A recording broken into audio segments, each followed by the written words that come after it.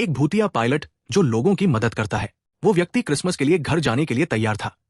विमान के रनवे से उड़ान भरने के बाद हवाई अड्डे की लाइटें अचानक बंद हो गई, लेकिन व्यक्ति ने इस पर ध्यान नहीं दिया। उसने बस थ्रॉटल बढ़ाया और विमान को ऊपर लिया। 1 घंटे तक उड़ान भरने के बाद अचानक उपकरण गड़बड़ करने लगे।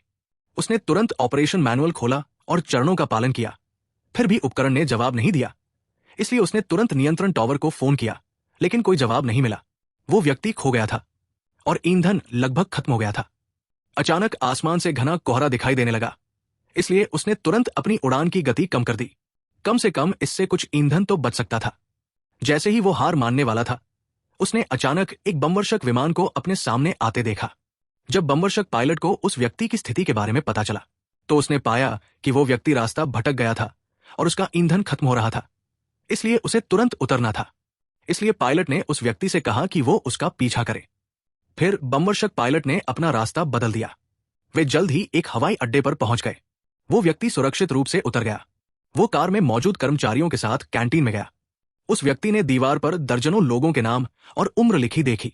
अचानक तस्वीर में दिख रहा व्यक्ति बिल्कुल उस पायलट जैसा दिख रहा था जिसने उसे उतरने के लिए निर्देशित किया था। उसने तुरंत इसके बारे में पूछा। कर्मचारी ने बताया कि पायलट कभी यहां का एक महान पायलट था।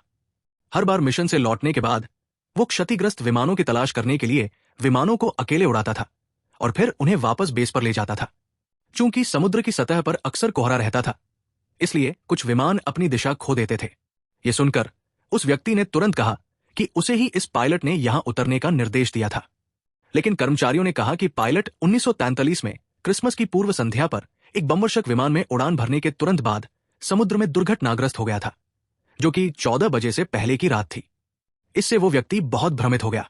उसी समय उसने एक बमवर्षक विमान की आवाज सुनी। वो तुरंत बाहर भागा, लेकिन कुछ नहीं देखा।